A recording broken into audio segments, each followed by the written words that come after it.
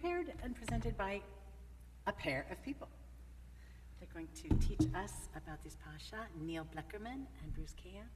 I welcome you to come now, and I'm just going to stick around to move microphones as you talk to make sure we all hear you.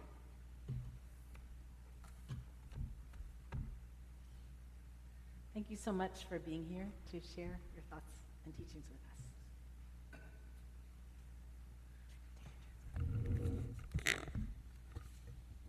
Good Shabbos. Good Shabbos.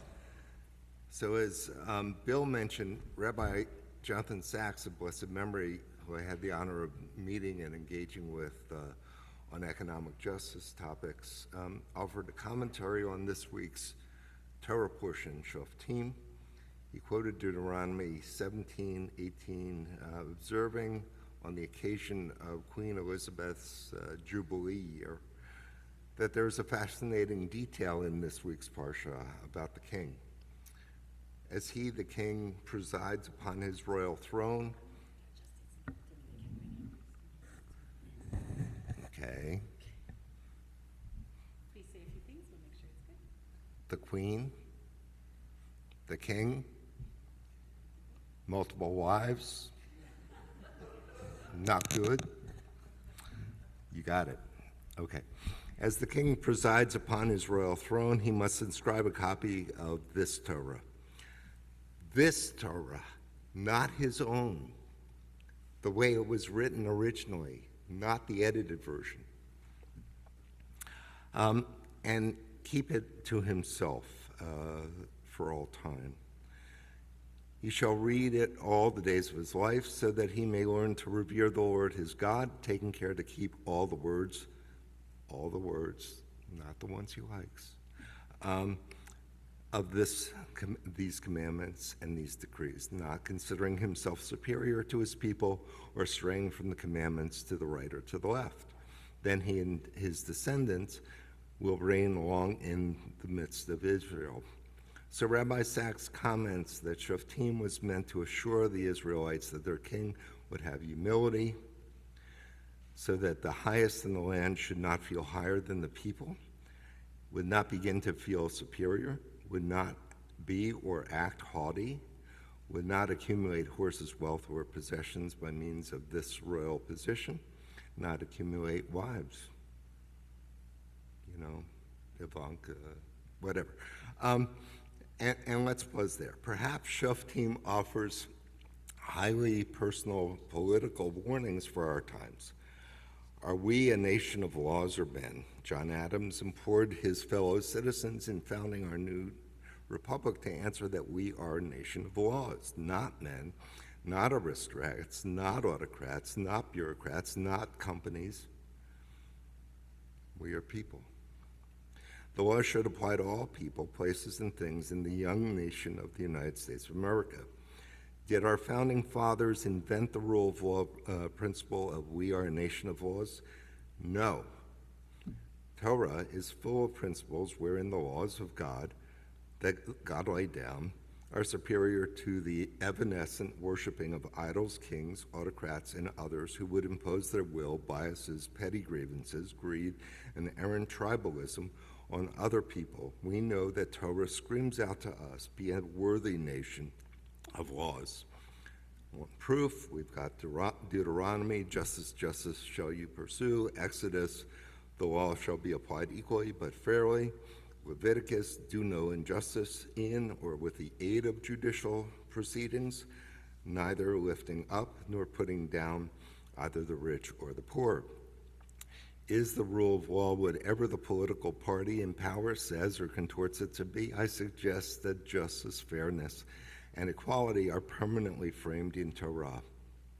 In our current day, I might sound like an optimist or a liberal or a starry-eyed dreamer, but haven't we Jews always been part optimists, liberals, starry-eyed dreamers? In our so many diasporas, what else could have or did help us manage, cope, strive, and survive? Where am I going with all this? I know that the optimists, liberals, and starry-eyed dreamers, along with the pessimists, traditionalists, and those who gave up on starry-eyed dreams long ago, to be kind, let's call them the realists, hope I know where I'm going with all this by way of background, and yes, I think I do. In April 2024, before the most recent presidential election, I was having a cup of coffee with my good friend John Clippinger of MIT at Stanford's annual Future Law Conference, where we hear from startup founders and legal technology researchers about how to make the legal system smarter, faster, and more efficient. I confided in John that I felt the mood in our nation had grown cynical, and that cynicism had become the festering sickness through which politicians and their acolytes and enablers would be able to ripen grievance into false narratives of who was responsible for all ills and who might cure or deliver a cure as a national savior. My hypothesis was that cynicism had many roots and amplifiers, including social media echo chambers, but that the people had true grievances and no longer felt that the U.S. system would listen or address their concerns. Indeed, based on a December 2024 Gallup poll, less than 35% of Americans trust their courts and judges. American cynicism stems in part from their belief and lived experiences that the rich get a better form of justice than the average person, let alone a poor person, immigrant, or wrongly incarcerated person. For example, on May 15, 2025, the American Arbitration Association was sued for running a one-sided sham arbitration process that monopolizes and assures corporate control of favorable outcomes that are just 15% of what victims would otherwise receive in court trials. The litigiousness of our society is palpable. 66% of people across all income levels in the U.S. had at least one legal problem in the past 4 years. We don't have enough competent lawyers to represent that many people across all income levels and demographics. Finally, I said to John that if we at Stanford, MIT, and Silicon Valley, and CBJ were so darn smart with all our natural and augmented intelligences of the emerging AI LLM toolbox, then we ought to be smart enough to aim those tools at assuring justice for all. And that is how I decided with my good friend Yen Ka to create a new working group within Stanford's Center for Legal Informatics called Access to Justice for All using AI, or A2J for all for short. On June 9th, I presented this work at Bloomberg's New York City headquarters, and a few weeks later at the International Conference on AI and Justice. Traditionally, the phrase access to justice, also abbreviated A2J, has meant and delivered meaningful legal services to the indigent, the immigrant, and disadvantaged persons and organizations who would not be able to afford the $1,500 per hour rates of competent private attorneys. We've all seen the billboards on highways and in mass transit buses hawking slip and fall, workers' compensation, visa, or other legal services. Do their clients receive professionally competent, efficient economic services? I have my doubts. In our research and the legal technology startups likely to spring from it, we see a wider array of A2J services and types of litigants who need representation that is competent, fair, fast, and affordable. Take these examples: personal legal challenges like employee rights, personal injury, consumer finance, insurance claims, divorce, trustee malfeasance; small business legal challenges such as collections and fighting collections, wrongful collections, licensing, infringement, employee rights, insurance claims; local government legal challenges like intergovernmental unfunded mandates and subsidies; independent journalists who are cowed in pursuing freedom of the press so as not to be sued for reporting inconvenient truths; community legal challenges, overreach or failure to provide legal rights and protections by federal and state governments, for instance, to tribal communities. Let me conclude by noting that in the past 20 years of automating legal services, most venture capital has invested in legal tech firms supporting corporations, governments, and their legal teams, making those strong people stronger. As little as 5% of legal tech investments have funded A2J startups. The result is that the arms race to use AI and new technologies in the law will be aimed at suppressing individual and other rights or defending against such rights, minimizing the likelihood that every man, woman, child, small business, borrower, independent journalist, or others get their fair chance at justice. The Torah teaches us that justice for all and meaningful access to justice for all is vital to a functioning society and democracy.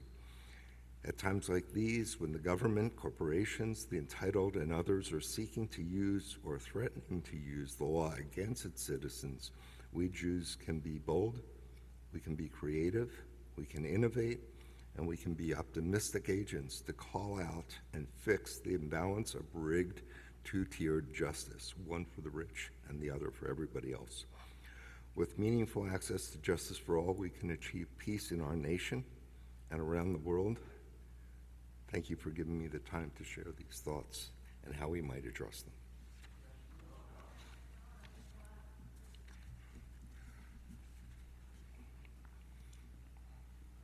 Tough act to follow.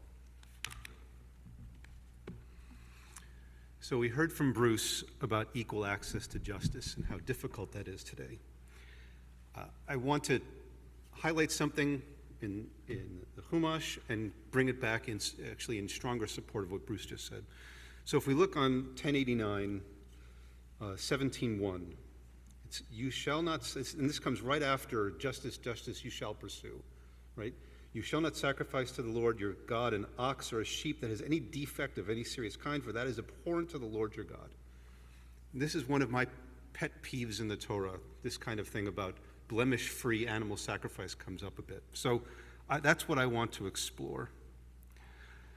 So for the next few minutes, let's answer two questions. One, what's this blemish-free thing all about? What does that mean? And two, why is this text here? It could be anywhere. It actually, the phrase sacrificing animals with no blemishes appears about 10 times in the Torah, and this is just one of them. But it appears here, and it's kind of odd to appear right after a statement about justice. So what's that all about? So let's approach this kind of bullet by bullet. First of all, what's a blemish? Okay, so a kind of a survey, and you don't have to raise your hands, but the examples I'm going to now raise, I have all of them, just to kind of frame it that way. Okay, so first, physical. So a birthmark, a freckle, a scar. I've got this, I hit my head on my high school wall when I was 17, and I have a scar on my forehead that won't go away.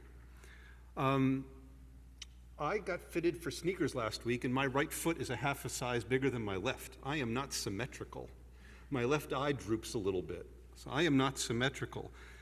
Internal blemishes. I am a type 1 diabetic. My pancreas does not work. Okay, that's a really interesting blemish. And then what about spiritual blemishes? We're just 4 weeks away from Yom Kippur. Maybe this statement is meant to have us start thinking about blemishes that we're going to be admitting to in 4 weeks. So there are spiritual blemishes. Okay, so that's people. What's a blemish in an animal? It says don't sacrifice animals with blemishes. What does that mean? And so the rabbis have interpreted that and some very specific things to look for in an animal. I contend we owned pets when I was a kid. We owned some hamsters as a family. We had a bird when I was a kid that did nothing but peck at people. That is definitely a blemish-free animal. Or a blemished animal. But what does that mean? Is it a physical thing? Well, that's what the rabbis pointed out. But what about spiritual blemishes in an animal? What about an animal that was maybe used in a robbery or an animal that was stolen? What about a really mean animal that has actually committed violence against other animals or against people? Are those blemish-free animals? Is that what the Torah is talking about? So do we hold animals to the same level of critique and criticism that we should hold ourselves to? I don't know. And then why do blemishes even matter? Why does God care about blemishes? So let's look at some rabbinical responses. So that's what the rabbi likes to do. So let's kind of follow that mode for a while. So there's 5, and then I'm going to add a 6th. So 1 is blemish-free is a way to honor God. He deserves the best. The Hebrew word for sacrifice is korban. The root of that is karav. Karav means to get closer to. So in order to get closer to through sacrifice, in order to get closer to God, and to honor him, we should bring our best. Rashi and Ramban assign unblemished animals with purity. So purity of intent, sincerity, it's about your heart, sincerity, humility, wholeness. So we bring those animals forward that are as visibly blemish-free as possible as a way of demonstrating some kind of intent of the best of ourselves. Number 3 is legal precision. The Kohanim who sacrifice these animals they've been in the mikveh, they're dressed in their finest, they're supposed to be yet blemish-free. So we're just matching blemish-free animals with blemish-free Kohanim. So legal precision, number 3. Number 4, sanctity and holiness. These animals are supposed to be sacrificed in the Beit HaMikdash, the most holy place where God actually resides. So the blemishes undermine God's holiness. So bring your most prized possessions into the most holy place. Okay. And then number 5, moral and ethical standards. And I really like this one. So you bring animals without blemish as part of a behavior pattern. So you bring God your most valuable, your best stuff to show devotion. Don't give up the ugly animals just because you want to and you value them less. Okay, so that's moral and ethical standards. And the 6th one, and I have permission to share, so I shared this with my son Jonathan this morning, and he said, looks can be deceiving. I said, what do you mean?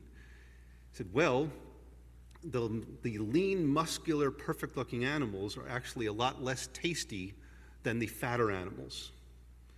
So don't think that you're giving up your best when in actuality the best could actually be what you're holding behind. It's very deceiving. Okay, so here are my thoughts. All of these are true, and they're actually pretty well thought through, and they're really valid. Honor to God, sincerity, legal precision, holiness, moral and ethical standards, looks can be deceiving. These are all really cool. However, I have a different starting point in this discussion.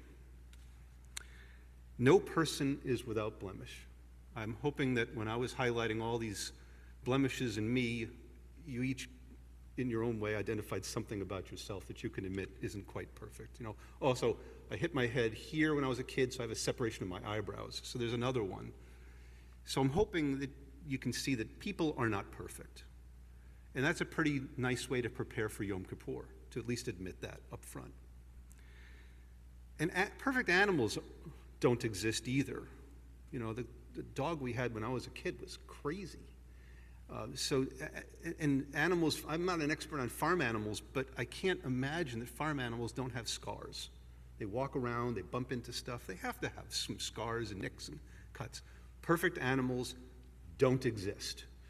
So when we're called upon 10 times and more in the Torah to sacrifice an animal without blemish, it's not reality. That's my starting point. It is a call to do something which is impossible to do. So what does that mean? So here's my different angle. I think the Torah is asking us to look past blemishes, to see them and look right past them, and to see all of God's creatures as the same, equally valuable, created equally by God, even though some of them may kind of look weird or have a hitch in their walk or something. We're supposed to look past beauty and see perfection. So when it comes to justice you shall pursue, we need to do the same thing. We need to see beyond the surface, no preconceived notions, value the individual, and as Bruce highlighted, provide justice to the advantaged and the disadvantaged equally. Access to that justice and the execution of that justice equally. Look beyond the blemishes. So this text about blemishes is not a call to prefer perfection, but actually a mandate to do the exact opposite, to look right past it and not see it. So blemish-free perfection, not a reality. It's up to us to achieve it because it physically doesn't exist.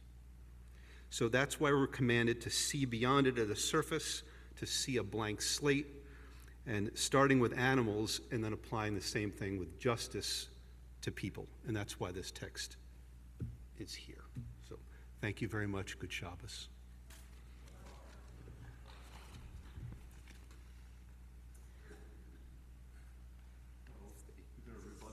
Yeah. So, as you've noticed, we're not perfect.